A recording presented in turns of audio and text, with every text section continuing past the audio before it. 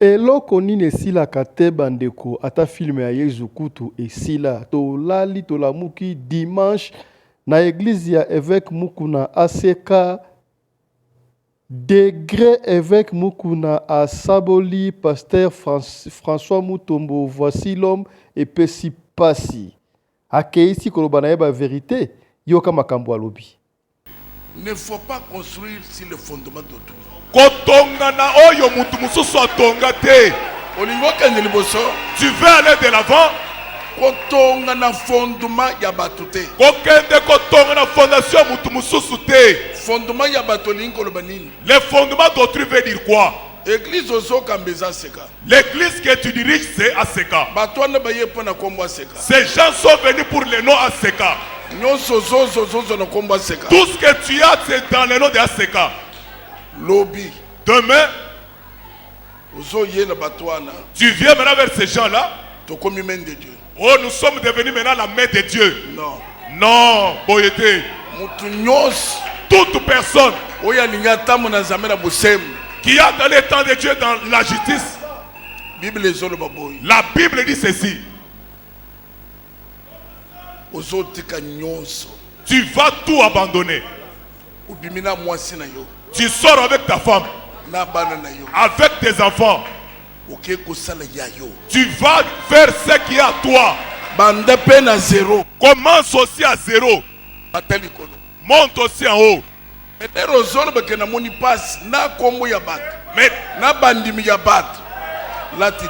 quand tu dis tu as souffert avec le nom d'autrui, avec les fidèles d'autrui, là tu te trompes.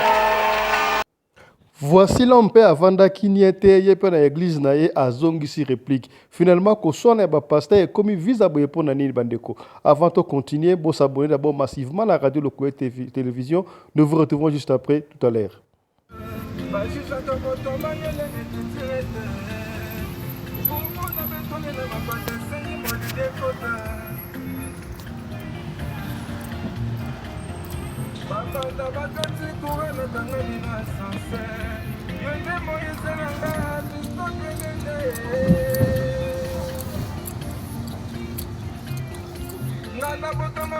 Mbote na bino bandeko balandi ya radio Lokoé télévision bisika nyonso bozwami. Merci na confiance pe fidélité. Bopesaka na programme oyo epai wapi biso na bino toyaka kokutana mpona tosolola. Kombo na ngai Fiston Pelende tata SDK ndeko soki batindeli yo lien yeba ko partager. Merci na bandeko o baza ba abonné o ba partageaka déjà bandeko to continuer ko partager na ba Instagram, naba imo partout, Facebook, nyonso tout TikTok ici pour que partager pour na bato balanda éléments les plus vite que possible. Dès que personne comme un lien radio Lokoé curiosité, il faut toujours qu'on s'abonne, ce que s'abonner, que bon ça n'a raté à qu'on fait na notification pour rataka programme na bisoté. Ndenge na uté ko bande de kuna to lai to la muki to moni échauffé. Na ebité ce qui na cher ya pasteur et commune nango esika ya bambwakela esika ya matongi to esika ya nini to ebike na tango ya kala cher ezalaki esika moko sacré esika bataya kama lobe ya nzambe esika oyo na mosika ta okoti na église zobanga kopusa na pembe ya altar lotalo ya nzambe hôtel ya nzambe po kuna ezalaki sacré mais esika ya bango moko ba soi-disant bato oyo baki kozala ba exemplaire banganga nzambe bana ya nzambe basako ba représenter ya nzambe makambi bali kosala na ba cher ezali ya malamu pendati lelo cher ekoma pasi moko même ba pasteur okomona pasteur azokobina ndombolo makembese kaka na lotale wana tomona ba vidéo que pasteur ba chrétien bazate na basi ya batu baza na église na retraite na lotale kuna makambo ezali kosalama. Tomoni pe tokei kaka na ba pasteur batu na nzambe banganga nzambe babandi côté ya politique kaka na cher za esika ya côté ya makambo ya nzambe mais bango bali côté ya bongo politique au côté ya politique ndenge nini au moment où ba fidèle na yo na kati église ba ina ba tendance différente batu mususu bazali ya parti songolo batu mususu bazali ya parti pakala yo bandi côté ya pour ba soutenir parti songolo est-ce que ba confiance na yo bandeko pese biso ko kamwa likambo ya évêque Mukuna na mwana na ye pasteur François Mutombo dit voici l'homme. Tovanda ki communiqué bimaki botalaki yango pe na radio lokole awa za pe na chaîne na biso na sisoko kotik no komona comment est-ce que voici l'homme a été révoqué, excommunié ko ba bengana ki l'église ACK et pas avec évêque Mukuna o azali ko l'église batanga communiqué. Et puis à son tour, on lui avait reproché de quoi? Non-communication na gouvernement central, na ACK central. Avant que se communiquer, ACK central ya Mukuna kenda écoute kolela abitangu. Voici l'homme. François Mutombo kenda ki na poto pour na ko se faire soigner. ACK principal banaye ko sambela pona ye. Metango ye avant que diriger l'église à partir musika mais communication elle a quitté.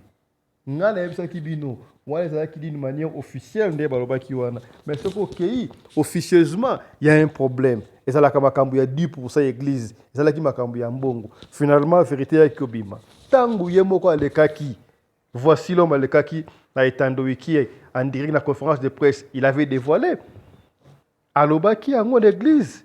Comment est-ce qu'il a été empoisonné? Alors que ba preuve on t'a empoisonné que nous on peut pas dire ça ici bon on a qui en et puis à l'éli a expliqué quoi expliquer wana et puis ça qui passe. Nzoka nde maloba oya loba ki toloba ndenge ni sala ki évêque Mukuna passe évêque Mukuna vanda ki dimanche oya uti koleka a des répliques ya osakanate. Bisto yebike ba excommunia qui voici l'homme d'église. Pour un manque de communication, manque de pouvoir, mais yoka si comme évêque avec Koloba dimanche avec sa vérité, je crois soit qui avec Koloba. Évêque na ebiti makambo ya nzambe bandeko nanga botala likambo ko suksola bo pesa la ba commentaire na bino na siona makambo ya nzambe et comme le kola maramba mokili tango batu ya mokili ba ali ko bongwana batu ya nzambe ba ali ko kabwana de plus en plus. Évêque Mukuna abandi koloba na parabole l'église na ye ke na royaume roi azalaka kaka moko. Comment est-ce que yo mwana papa na kufite olingi yo comme roi papa azali roi yo po olingi so comme roi ezalaka bongo azo koloba na nani alingi comme roi. Il est allé encore plus loin avec Mukuna pour loba ke no église oyo za nango wana azo loba directement na voici l'homme église oyo za nango wana ezali ya ACK bandimi wana baye wana compte ya AZK ozolo bakeze église na et puis o changer kombo soko lingo badele ko na euro ko na yo kende ko banda nyonso tout ya yo a zéro totala soko okoka bambwa kele ya nini ye moko kuna évêque Mukuna azolo ba azana jalousie atika ba pasteur ba s'épanouir ye moko to la nan l'élément wezeli toli nazo pesa bino. Ça c'est un conseil que je vous donne. Olingo kende liboso. Tu veux aller de l'avant? Sois humble. Zala na komi kitisa. Amen mon père. Zambé akotombola yo. Dieu va t'élever, tu vas aller loin. Kosala musala ya Absalom te. Ne fais pas l'œuvre d'Absalom. Papa na ye roi. Son père est roi. Ye palinga comme roi. Lui aussi veut devenir roi. Non. Non. Il n'y a pas de roi dans un royaume. L'église que vous voyez ici, je le dis tout.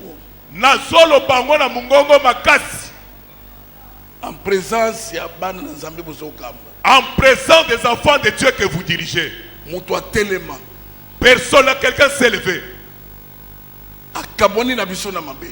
Il s'est séparé avec nous dans les mal. Et il va de l'avant. Je ne l'ai jamais vu. Je ne l'ai jamais vu. Pourquoi? Je suis avec vous. Je ne vous haïs pas. Je ne vous lève pas les uns contre les autres. Je n'envie personne parce qu'il a acheté une parcelle. Pourquoi il a acheté un véhicule? Je souhaite le bonheur de tout un chacun.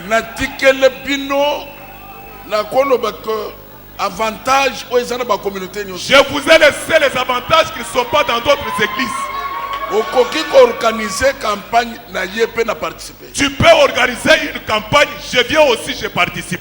Na ba communauté nyoso ezate. Dans d'autres communautés, ça ne se fait pas. Nazo salamata. Je fais pour que vous montiez. Bozole ke na ba télévision nyoso. Vous passez dans toutes les télévisions. Boseli saka ba triko bozo che bilongi na bino. Vous faisiez des polos, vous aimez votre âge. Les pagnes. Ezalaka na communauté mon côté. Dans aucune communauté, ça n'existe pas. Bande les 30. À partir du 30. Du 1er au 30. Du 1er au 30. Mongo nyoso bozwaka. Tout l'argent vous prenez. Na dérange que mutu mon côté. Je ne dérange personne. C'est maintenant. Sikoyo. On a cadre la communauté. Dans le cadre de la communauté. Tout le monde représentant légal. Azalata na mukolo moko na sanza. Nous avons dit que le représentant légal est même un jour dans le mois. Un jour seulement. Et c'est la communauté. Ça existe dans quelle communauté?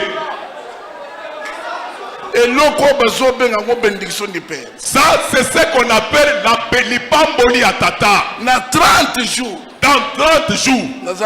Papa n'a qu'un seul jour. Acheter des parties. Acheter des véhicules. L'évêque n'est pas là. Maintenant, si tu me fais du mal, Dieu va t'épargner en quoi? Il ne faut pas construire sur le fondement d'autrui.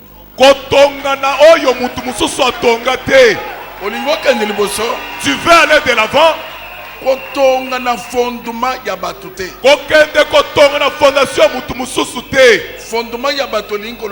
Le fondement d'autrui veut dire quoi? L'église que tu diriges, c'est Aseka. Ces gens sont venus pour le nom Aseka. Tout ce que tu as, c'est dans le nom de Aseka. Demain, tu viens maintenant vers ces gens-là. Oh, nous sommes devenus maintenant la main de Dieu. Non. Non, Boyete. Toute personne qui a dans le temps de Dieu dans la justice, la Bible dit ceci. Tu vas tout abandonner. Tu sors avec ta femme, avec tes enfants. Tu vas faire ce qui est à toi. Commence aussi à zéro. Monte aussi en haut. Mais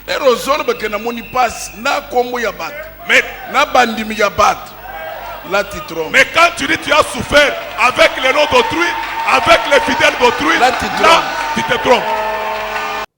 Nakokamwa bandeko boyoki ninga obi église ya Nzambe hôtel ya Nzambe ekomi esika ya bambwakela. Mais balobaka toujours parmi les faux il y a aussi de vrais. Tala ba pasteur msusu tango baninga ba osala makambu oya kote ya kaka singa ya famille ebendanaka. Kuna so apona ko séparer ba famille na bandeko na bango pona bobengaka bango bafutaka bino mambonga mabonza $500 $400 po bosambela pona bango pona nina pa ko ba famille singa ya famille bolobaka te ke famille pesa la bénédiction to mona ka yango mutentel a hérité mayele ya papa na bango mutentel a hérité mayele ya mama na bango mutentel a hérité mayele ya noko na bango eza pe côté positif ya famille bote ya kaka côté négatif ya famille ndenge nini no so apona ko séparer landa pasteur oyo a ôté à côté positif ya famille suivez. Si aujourd'hui je me permets d'enseigner sur la famille, c'est parce que l'église aujourd'hui a terni et détruit l'image des familles. Aujourd'hui, bien-aimé dans le Seigneur, quand tu regardes toutes les prédications que tu suis à la télé, on parle des hôtels, des liens de famille, on parle de la malédiction, on parle de l'envoûtement, n'est-ce pas? On parle de malédiction générationnelle. Mais pourquoi, bien-aimé dans le Seigneur, tous ces enseignements-là, lorsqu'on est tellement exposé à ça, le regard, la vision qu'on a par rapport à la famille se détériore. Voilà pourquoi on ne dit plus de rien de bon de nos familles. C'est comme si nos familles étaient une malédiction. C'est comme si dans nos familles, on ne trouve que des liens, des hôtels, on ne trouve que l'envoûtement. S'il y a la malédiction générationnelle, mais pourquoi on ne voit pas aussi des séminaires dans nos églises où on nous prêche sur la bénédiction générationnelle? Pourquoi on n'en parle pas? Parce qu'on sait, il faut qu'on te dise que tu es envoûté, tu viens d'une famille envoûtée pour avoir ton contrôle et te demander $500 pour passer à la délivrance. Si on te dit que tu es béni depuis ta famille, ils ne seront pas à mesure de te manipuler. Voilà pourquoi ils t'amènent des enseignements pour amener la paix. Afin que dans la paix, que tu sois facilement manipulable. On parle de la malédiction générationnelle. C'est vrai, c'est une réalité. Mais pourquoi on n'enseigne pas sur la bénédiction générationnelle? Si on peut hériter la malédiction qui vient de la lignée de nos parents, on peut aussi hériter de la bénédiction de nos parents. Aujourd'hui, le regard qu'on a, on a terni même l'image de nos parents. C'est comme si chez nos parents, on ne peut rien tirer de bon. On ne peut que tirer des liens, on ne peut que tirer la malédiction et l'envoûtement. Mais pourquoi on ne nous dit pas que tu peux hériter aussi de l'intelligence de ta mère? Pourquoi on ne nous dit pas aussi que tu peux hériter les talents de ton père? Pourquoi on ne nous parle pas de ces choses-là? On nous a tellement surchargés avec des mauvaises choses. Maintenant, la famille, tout le monde, tout cela a créé quoi? Des suspicions. A créé la peur dans nos familles. Nos familles vivent sous des tensions. On ne sait pas, papa, jusqu'au point qu'une tante achète un biscuit pour son neveu. Le neveu amène à la maison. La maman prend le biscuit et le jette. C'est quoi le message que tu envoies chez l'enfant? Voilà les familles dans lesquelles nous vivons. Et tout cela, qui ont fait ça? C'est l'Église. Bien-aimé, un pasteur qui n'a jamais vécu dans une église et dans une famille normale ne te parlera jamais du bon côté de la famille. La plupart, tu vas trouver, ce sont des gens qui ont grandi dans des familles compliquées. Et lorsqu'ils viennent à l'église, ils ne prennent que le mauvais côté de la famille. Moi, ce que je suis aujourd'hui, c'est le fruit de ma famille.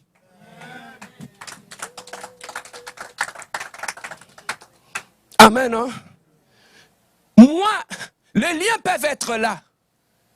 Mais j'ai hérité aussi des liens, des bons aussi, de mes parents. Alors, on n'hérite pas que de mauvaises choses. Bouge ton voisin, dis-lui, tu as hérité aussi de bonnes choses de tes parents.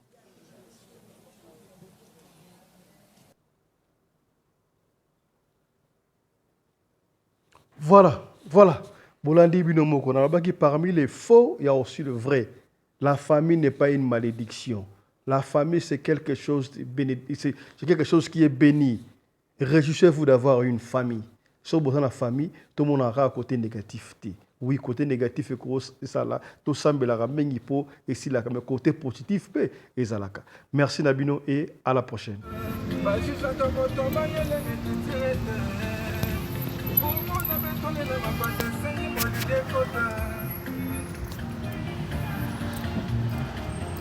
Papa,